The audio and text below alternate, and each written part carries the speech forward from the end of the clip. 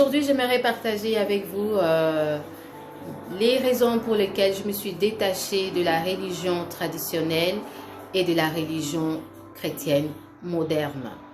Bienvenue dans ma douce brise du matin, matinale. On va creuser nos ménages, on va réfléchir et on va développer la révélation de la parole dans de l'intelligence au sein. Alors, c'est parti. On dit que les mauvaises compagnies corrompent les bonnes mœurs. Je suis partie de ce verset-là pour développer dans mes pensées ce que je vais partager avec vous aujourd'hui. Si les mauvaises compagnies corrompent les bonnes mœurs, c'est qu'il faut avoir de bonnes compagnies. D'accord?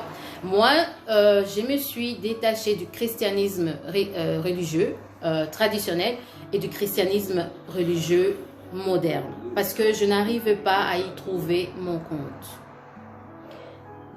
Si nous allons à l'église et que nous prions et que nous chantons et que nous dansons et que nous louons Dieu et que nos vies ne changent pas, nous demeurons avec les mêmes défauts, nous demeurons avec les mêmes vices, c'est qu'il y a quelque chose qui ne va pas. J'ai été dessus du christianisme traditionnel parce que c'est une succession des rites, c'est une succession de rituels, des gestuels qui franchement, ça n'apporte pas un changement en moi. Et donc, je ne pouvais pas me confier. Et je me suis donc tournée vers le christianisme moderne. Déjà, je dois mentionner que moi, je viens d'une famille où la parole de Dieu était vraiment au centre de nos vies. On priait beaucoup, on lisait beaucoup la parole. On lisait beaucoup la parole. Et c'est quelque chose qui m'a accompagnée tout le long de ma vie et je pense même que c'est parce que j'ai eu la grâce de connaître très tôt, d'être soumise très tôt à la parole de Dieu qui a fait que je sois celle que je suis devenue aujourd'hui et que je traverse les difficultés de la vie de la manière dont je le fais. Mais par contre, c'est peut-être le christianisme dénominationnel qui m'a dessus, parce que c'est un christianisme justement moderne, qui ne apportait pas justement des réponses à mes questionnements. Parce que, vous savez, quand on vous dit ne vole pas, quand on vous dit ne triche pas, quand on vous dit ne ment pas, quand on vous dit ne commet pas de l'impudicité, tout ça c'est bien, tout ça c'est louable, les chrétiens grandissent dans ça. C'est un enseignement qu'on nous donne déjà de le bas âge, il faut respecter tes parents, il faut. Mais il y a quelque chose au fond qu'on ne nous donnait pas. Et c'est ce que j'essaye de parler avec vous aujourd'hui, c'est un partage. Hein. Vous pouvez toujours mettre vos commentaires en dessous de mes vidéos. Comme je l'ai dit toujours, je ne possède pas le monopole du savoir. Donc, alors, je n'ai pas ce qu'il faut pour accomplir ce qui est bien. Donc, je me suis retrouvée un peu comme l'apôtre Paul qui disait que j'ai la volonté de faire du bien, mais je n'ai pas la capacité. Il y a une autre loi qui combat la loi de mon esprit, une autre loi qui est dans ma chair et je ne sais pas comment m'en sortir. Alors, il a dit à la fin que, mais je le peux parce qu'en Christ, je peux tout. Mais je me suis dit, en Christ, comment on est en Christ en fait? Et c'est là que le Saint-Esprit m'amène sur un autre verset qui dit, où Jésus dit, demeurez en moi et c'est ainsi que vous allez porter de fruits parce que sans moi, vous ne pouvez rien faire. Et je me suis dit, mais comment je vais demeurer en toi? Alors, le Saint-Esprit m'a amené encore à un autre verset qui dit « Demeure dans cette parole, que ces livres de la loi ne s'éloignent pas de ton cœur, médite-les le jour et nuit, c'est ainsi que tu vas prospérer. » Alors, je me suis mise à méditer, je me suis mise à me remémorer les versets bibliques, mais après je me suis dit, mais la Bible est quand même très vaste, il y a beaucoup d'enseignements, mais où est-ce que alors je vais vraiment m'arrêter pour dire que, ok, j'ai compris ce que l'apôtre Paul voulait dire par il n'arrive pas, il voulait faire le bien. Mais il y avait une autre loi dans son cœur, dans sa chair plutôt, qui lui dictait de faire autre chose. Tu veux pardonner parce qu'on t'a appris que le pardon est bon. Mais tu ne sais pas produire ça. Et moi, je pense que c'est le faille qu'il y a surtout dans la religion chrétienne traditionnelle. On nous donne des lois et des recommandations, mais on ne nous donne pas ce qui va avec, ce qui fait l'origine, la source. Dieu, c'est un Père. C'est un Père. Le Père, c'est une référence. Le Père, c'est une source. Et on dit que quand vous regardez vers le Christ, vous êtes en joie, vous êtes en paix, vous êtes ceci. Mais c'est quelque chose qu'on dit comme ça. La Bible a eu beaucoup trop de traductions au fil des années que moi, je pense qu'il y a beaucoup de choses qui se sont perdues avec... Ça s'est dilué, en fait. Quand le Christ dit que demeure en moi et c'est comme ça que tu vas porter beaucoup de fruits, c'est là que je me suis dit, mais attends. Il n'a pas enseigné une religion, en fait. Parce que quand il a commencé son ministère, il a dit, les royaumes des cieux descendus vers vous, répentez-vous. Et dans mes études, je me suis rendu compte que la repentance, c'est juste le renouvellement de l'intelligence, c'est-à-dire changer sa façon de penser avec la façon de Dieu. Et où peut-on trouver donc la façon de Dieu de penser? C'est pour cela qu'il nous fallait le Saint-Esprit. Le Saint-Esprit, c'est la personnalité de Dieu. Le Saint-Esprit, c'est la manière de faire de Dieu. C'est lui qui apporte le royaume des cieux vers la terre des hommes. En fait, Jésus-Christ est venu nous apporter un royaume. Un royaume, c'est un règne. Une domination, parce qu'au départ, on avait dit dominer. Bon, je ne veux pas entrer dans un enseignement vraiment trop profond. Je vais juste expliquer aujourd'hui pourquoi je me suis vraiment détachée de deux sortes de christianisme que je connaissais. C'est parce que justement, ça ne me changeait pas. Ça n'apportait aucun changement à ma vie. Et beaucoup d'entre nous allons à l'église, nous prions, mais nous demeurons comme nous sommes. Il n'y a pas de victoire, il n'y a pas de vraie victoire. Vous savez, quand vous allez à l'église pour trouver mariage, pour trouver maison, pour trouver voiture, pour trouver travail, c'est bien, ce sont des bonnes choses. Dans le royaume de Dieu, il y a aussi ça, il y a tout ça. Il y a la paix, il y a la joie, donc tout ça là, ça peut procurer une paix éphémère et tout ça. C'est bien, Dieu veut que nous ayons toutes ces choses. Mais après, je me disais, mais donc Dieu, c'est seulement manger, boire. Mais non, le Saint-Esprit me dit, attends, le royaume de Dieu, ce n'est pas le manger, le boire. C'est la joie, c'est la paix, c'est la justice par le Saint-Esprit. Alors j'ai commencé à avoir des réponses. J'ai commencé à voir vraiment ce que j'ai manqué dans le deux courants du christianisme. Et ce que j'aimerais dire aujourd'hui, c'est un peu ce que le Seigneur Jésus-Christ disait, que nous posons un fardeau trop lourd sur nos adeptes.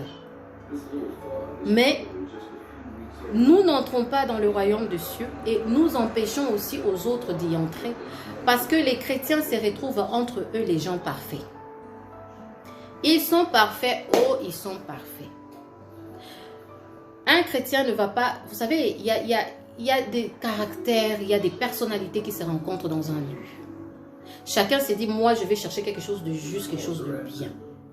Mais en toi, en l'être humain, la chose juste et bonne était déjà partie. L'être humain avait refusé ça. L'être humain a dit, je vais m'auto-gouverner. Mais Jésus-Christ est revenu, donc il a dit, je vous apporte le règne, je vous apporte la domination, je vous apporte la gouvernance du royaume des cieux. Et cette gouvernance commence par toi-même. Mais comment tu vas de par là, tu vas arriver à t'auto-gouverner. L'autogouvernance de l'homme sans Dieu est est impossible. Les pensées positives ne vont pas apporter des changements à ta vie. Il te faut l'essence, il te faut cette chose-là. Et moi, c'est ce qui me manquait dans les enseignements, dans les églises. Je ne dirais pas les enseignements sont bons. Hein? Les enseignements, moi j'aime les enseignements, j'adore. Je peux écouter les enseignements du matin jusqu'au soir. Je suis dans ça, c'est mon élément. Je me retrouve, c'est là où je puise ma force, c'est là où je puise ma paix, c'est là où, voilà. Je ne suis pas en train de dire que les enseignements sont mauvais. Je dis juste qu'il nous manque cette essence-là. Il faut dire aux gens qu'aller à l'église, là, c'est d'abord chercher une relation personnelle avec Christ. C'est ça qui te change. Parce que quand tu passes du temps dans sa présence, souvent, tu n'as même pas besoin de beaucoup parler. Tu n'as même pas besoin d'ouvrir ta bouche. Vous savez, la prière, ce n'est pas une récitation vide. Notre Père qui est aux cieux, tu n'y penses pas, tu n'y crois pas, tu ne crois même pas qu'il est ton Père. Parce que pour arriver à croire que Dieu est ton Père, il faut passer par des processus, il faut passer par des étapes. Il faut déraciner les mensonges, les négativités, toutes ces choses-là que tu as reçues. C'est tout un paradigme qu'il faut démanteler avant d'accepter au plus profond de ton cœur, dans ton subconscient, que ce soit une réalité de tous les jours que Dieu est ton Père. C'est très, très, très difficile. Nous avons des images de nos pères terrestres. Donc, quand tu dis mon Père qui est aux cieux, tu as l'image de ton Père qui t'a maltraité ou tu as l'image de ton Père qui t'a abandonné. Et puis, tu te dis,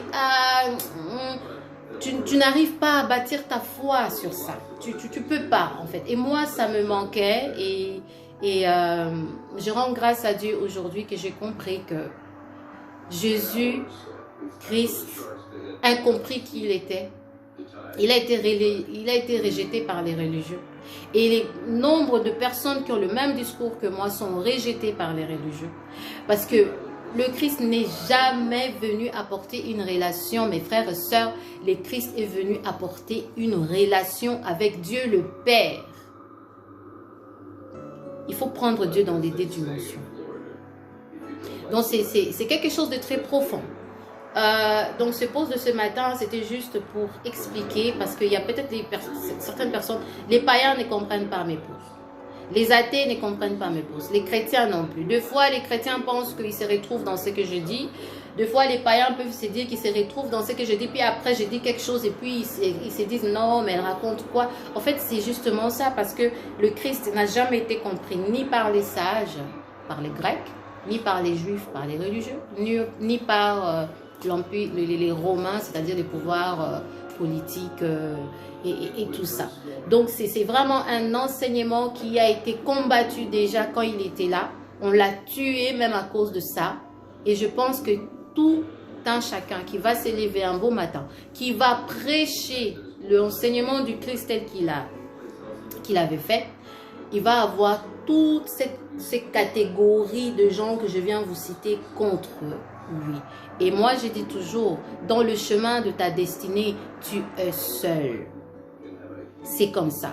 Parce que quand tu commences à être incompris, sache que tu commences à aller quelque part. Je ne dis pas être incompris dans la folie, dans la bêtise. Quand toi-même, tu sais que ce que tu dis est juste, tu en parleras. Si on ne te comprend pas, tu fais comme le Christ. Il a dit, là où on ne te reçoit pas, là, tu secoues la poussière. Si on te persécute dans une ville, tu fuis dans une autre ville. Toi, tu as envoyé le message. Et c'est ce qu'il a fait. Il a envoyé un message. Il avait 12, on les appelait les disciples. Disciples, ça vient du mot discipline. Ils étaient disciplinés dans l'enseignement du Christ. Ce n'étaient pas des religieux. Ce n'étaient pas des gens, non. Ils avaient une relation particulière et personnelle avec le Christ. Ils avaient une relation particulière et personnelle avec le Père. Donc c'était mon petit enseignement. Je ne voulais pas durer si longtemps comme ça parce que bon voilà, j'aimerais passer à autre chose. Donc voilà, c'était mon enseignement de ce matin. J'espère que j'ai dit beaucoup de choses. Hein. J'ai dit beaucoup de choses. Je pense que je me suis fait comprendre. Je me suis fait comprendre. Maintenant, s'il y a des gens qui aimeraient approfondir cela, n'hésitez pas. Vous connaissez mon site, enfin ma page Facebook, hein, c'est 12 brises matinales. Pour ceux qui ne connaissent pas, j'ai aussi une page officielle YouTube, donc 12 brises matinales. Toujours, j'ai un groupe dans ma page Facebook qui s'appelle Chit Chat. Qu'en dites-vous? Cette vidéo va se retrouver là-bas pour que mes membres... Oh, c'est bizarre, j'ai 12 membres dans mon groupe. C'est le nombre des disciples de Jésus, dis donc. Bon, ce n'est pas pour me vanter, mais c'est quand même symbolique, c'est prophétique. Donc voilà. Moi, je me dis toujours, si tu peux déjà atteindre, ne fût-ce qu'une seule personne, tu as déjà fait un bon boulot.